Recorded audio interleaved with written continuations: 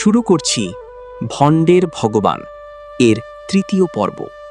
এখন যদি কেউ বলেন রাধা আর কৃষ্ণের প্রেম কাহিনীকে নিয়ে অসংখ্য উৎকৃষ্ট সাহিত্যের সৃষ্টি হয়েছে, তবে তাকে নিশ্চয়ই স্বীকার করতে হবে এ কথা সত্য যে রাধা কৃষ্ণের প্রেমভাব সংস্কৃত আর বাংলা সাহিত্যের ভাণ্ডার সমৃদ্ধ করেছে।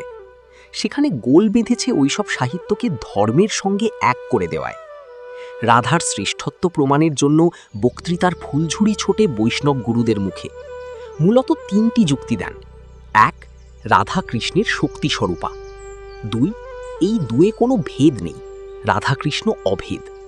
তিন, জগতে প্রেমের বিস্তারের ক্ষেত্রে রাধা প্রেমের বড় ভূমিকা আছে।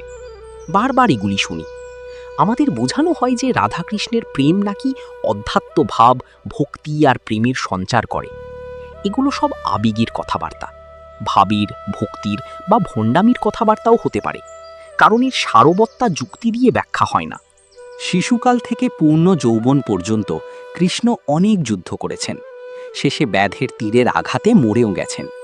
যা করেছেন নিজের শক্তি, প্রতিভা, সাহস আর ক্ষমতা দিয়ে। কোথাও বলেননি রাধাই আমার শক্তি, কোথাও রাধার নামই করেননি। কাউকে বধ করতে যাবার আগে রাধার আরাধনা করেননি। একবারের জন্যও বলেননি হে রাধা আমাকে শক্তি দাও। রাধা যদি শক্তি স্বরূপা হতো তাহলে কায়দা করে জরাসন্ধকে, সুদর্শন চক্র দিয়ে শিশুপালকে, ক্ষমতা দিয়ে কংসকে মারার দরকার হতো না। ভীম যখন জরাসন্ধকে কিছুতেই মারতে পারছেন না, তখন তিনি নিশ্চয়ই বলতেন, ভীম তুমি 108 বার রাধা নাম জপ করো, তাহলেই জরাসন্ধ হত হবে।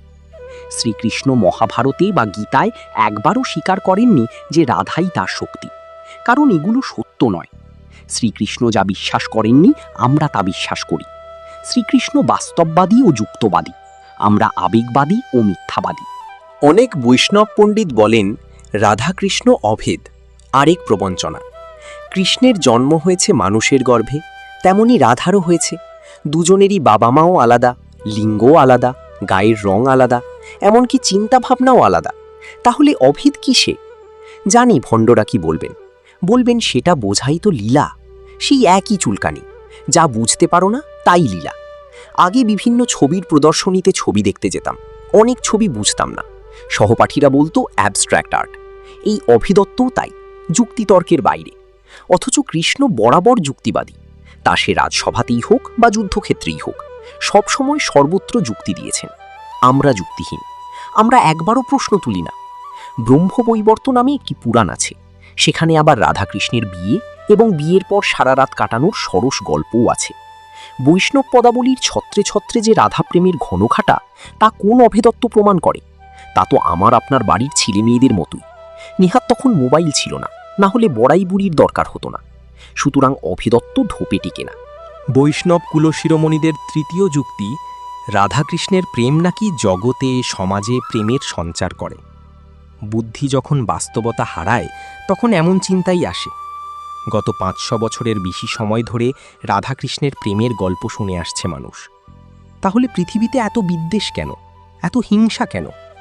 এত যদি প্রেমের ঘনঘটা, তাহলে ভারতবর্ষে আজ এত প্রেমের অভাব কেন? জীবনানন্দের মতো কবিকেও কেন লিখতে হয়, জ্ঞান নেই আজ এই পৃথিবীতে, জ্ঞানের বিহনে প্রেম নেই? রাধাকৃষ্ণের নামে দেশ জুড়ে প্রেম বিলিয়ে বেড়ান তাদের বেশিরভাগ এত রুক্ষ মেজাজি কেন? ভক্তে ভক্তে এত হানাহানি, কাটাকাটি কেন? গরিব বড়লোকে এত পার্থক্য কেন? আমি জানি এই সব কেনর উত্তর বৈষ্ণব বাবাজিরা এক কথায় দেবেন, সবই লীলা। সেই একই উত্তর, চুলকানি। আমাদের একবারও মনে হয় না ভগবান নিজে যাকে যেমন তাকে তেমন শাস্তি দিয়েছেন, নিজে বলেছেন আমি দুষ্ট লোকেদের মারতে এসেছি। সেই ভগবান অন্তত অহেতুক প্রেম ছড়ানোর কথা বলবেন না? ভগবান না বলছেন তো কি হয়েছে, আমরা বলছি, কারণ প্রেমের এই ধাপ্পাবাজিটা আমাদের ভালো স্যুট করে। তাতে সমাজের যা হচ্ছে হোক, আমার তো মানসিক তৃপ্তি। কৃষ্ণ হতদরিদ্র সুদামাকে বুকে টেনে নিয়েছিলেন। এদেশের বেশিরভাগ বৈষ্ণবগুরু গরিব দরিদ্রের ছোঁয়াচ বাঁচিয়ে চলেন। স্টেজে উঠলেই আবার সেই বস্তা পচা প্রেমের গল্প। এমনই চলছে শত শত বছর ধরে। ভণ্ডামো আর মিথ্যাচারিতার ধারাবাহিকতা। এ সিরিয়াল চলছে দিনের পর দিন। রাধা মহাভাব স্বরূপিণী অথবা মহাশক্তির দোতক, এসব তো নিছকই কল্পনা বলে মনে হয়। আধ্যাত্মিক তত্ত্বকথাও হতে পারে, কিন্তু বাস্তব দৃষ্টিতে রাধার কোনো মহাভাবের অথবা মহাশক্তির পরিচয় তো আমরা পাইনি। বৈষ্ণব পদাবলীর ছত্রে ছত্রে রাধার যে প্রেম, তা তো নিছক একালের কলেজে পড়া প্রথম বর্ষের মেয়েদের মতো। রূপ লাগি আখি ঝুরে শুনি মন ভোর, প্রতি অঙ্গ লাগি কান্দে প্রতি অঙ্গ মোর। এ তো স্রেফ শরীরী প্রেমের ঘন ঘটা। একালের অবুঝ কলেজ ছাত্রীরা যেমন বাবা মাকে লুকিয়ে রাত জেগে মোবাইল অথবা ফেসবুকে প্রেম করে, এ তো তেমনই রাতের অন্ধকারে অভিসারে। এর মধ্যে কোনো গভীর তত্ত্ব সাধারণ দৃষ্টিতে ধরা পড়ে না। সাধারণ দৃষ্টিতে যা ধরা পড়ে না, সমাজের বা সাধারণ মানুষের যা কাজে লাগে না, তা নিয়ে বেশি মাতামাতি করে লাভ কি? রাধার এই লালসা তো চণ্ডীদাসও ধরতে পারেননি। তিনি তা নিজেই লিখেছেন, বয়সী কিশোরী রাজার কুমারী তাহি কুলবধূ বালা, কিবা অভিলাষী রচয়ে লালসী না বুঝি তাহার ছলা। সুতরাং প্রতিনিয়ত সাধারণ মানুষকে এই দুর্বোধ্য বাস্তব তত্ত্ব বোঝানোর চেষ্টা তো নিরক্ষর মানুষকে বিগ ব্যাং থিওরি বোঝানোর মতো। রাধার মহাভাব স্বীকার করলে একালের সব কলেজ ছাত্রীই রাধিকা, বরং তাদের ভাব আরও প্রবল। রাধার প্রেমের মধ্যে তাও একটু ভয় ছিল, এখনকার মেয়েদের মধ্যে সেই ভয়টুকুও নেই।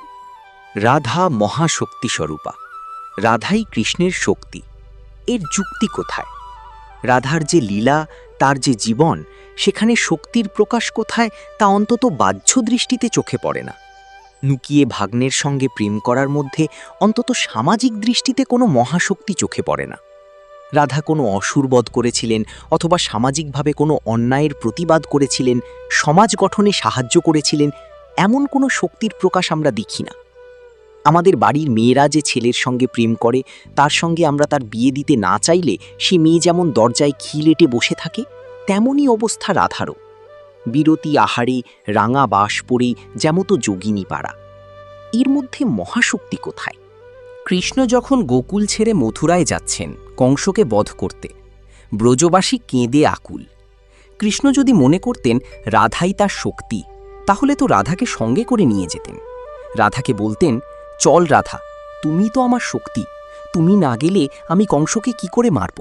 তুমি তো আমার শক্তি, চলো আমার রথে ওঠো, তারপর আবার ফিরে চলে আসবে। সে কথা কিন্তু কৃষ্ণের মুখে শোনা যায়নি, বরং অন্যান্যদের সঙ্গে রাধাও কেঁদেছেন। কৃষ্ণ মথুরা চলে যাবার পরবর্তীকালে রাধার নাম পর্যন্ত করেননি। তাহলে কি করে বিশ্বাস করব রাধা কৃষ্ণের শক্তিস্বরূপ? এই ন্যাকামো অন্ধভক্তিতে চলতে পারে, যুক্তিতে টেকে না, জ্ঞানীও না। বৈষ্ণব দর্শনের তত্ত্ব অনুসারে ভগবানের তিনটি শক্তি, চিৎশক্তি, জীবশক্তি আর মায়া শক্তি। এই চিৎশক্তির আনন্দ অংশের নাম হ্লাদিনী শক্তি। সেই শক্তির শ্রেষ্ঠত্বের প্রকাশ রাধার মধ্যে। বৈষ্ণবরা এও বিশ্বাস করেন যে শ্রীরাধা অথবা শ্রীমতী রাধারানী মহাভাব স্বরূপিণী। রাধা কৃষ্ণগত প্রাণ, শ্রীকৃষ্ণ ছাড়া আর কিছুই জানেন না। এই ধারার প্রেমের দ্বারাই শ্রীকৃষ্ণের মাধুর্যের বিকাশ হয়। আমি জানি এসব তত্ত্বকথা সাধারণ মাথায় ঢোকার কথা নয়। লৌকিক দৃষ্টিতে সাধারণ মানুষ হিসেবে আমরা যা দেখি তা হল রাধা একজন সুন্দরী মহিলা, পরস্ত্রী, শ্রীকৃষ্ণ তার কাছে পরপুরুষ। সামাজিক শাসন অস্বীকার করে, আত্মীয় স্বজনের লাঞ্ছনা গঞ্জনা উপেক্ষা করে রাধা ঘর ছেড়ে বেরিয়ে যান। বৈষ্ণবরা এর মধ্যেই পরম পুরুষের সঙ্গে মিলনের আকুলতা দেখেন। এখন প্রশ্ন হল, এই সব তত্ত্ব ও তথ্যকে স্বীকার করে নিয়ে যদি দেখি, আমার আপনার ঘরের বউ যদি রাধার মতো রাতের আধারে ঘর ছেড়ে পরপুরুষের কাছে যায় এবং তারপর আপনি কোনো প্রশ্ন করলে সেও যদি রাধার মতো বলে, কুলোমরিয়াদ কপাট উদ্ঘাটলু তাহে কি কাঠ কি বাধা, তাহলে কি আমাদের খুব ভালো লাগবে? সমাজ সংসার তাতে কি রক্ষা পাবে? বস্তুত বৈষ্ণবদের প্রতি সম্পূর্ণ শ্রদ্ধা নিয়েই বলছি, সব বাড়ির বউরা যদি রাধা হয়, তাহলে সমাজ সংসারে কোন উপকার সাধিত হবে? এমন পরকীয়া দিয়ে আমরা সামাজিক উন্নতি সাধন করতে পারব? একগাদা গোপী কৃষ্ণকে ঘিরে নাচছেন, তা দেখতে বা শুনতে ভালো লাগতেই পারে, কিন্তু জগতের কোনো উপকার সাধিত হবে না। আধ্যাত্মিক চেতনা একান্তই নিজস্ব ব্যাপার। সমাজ চেতনাকে এভাবে গুলিয়ে ফেলা কেন? ভারতের শক্তিস্বরূপা দেবীদের আরাধনা করি। দুর্গা আছে, কালী আছে, লক্ষ্মী সরস্বতীও আছে, চণ্ডী জগদ্ধাত্রী সবই আছে। সেই শক্তির দেবীদের তালিকাতেও রাধা নেই। যদি আমরা বুঝতাম রাধা শক্তির আধার, তাকে ছাড়া আমাদের গতি নেই, তাহলে নিশ্চয়ই আমরা এতদিন রাধা পূজায় মেতে উঠতাম।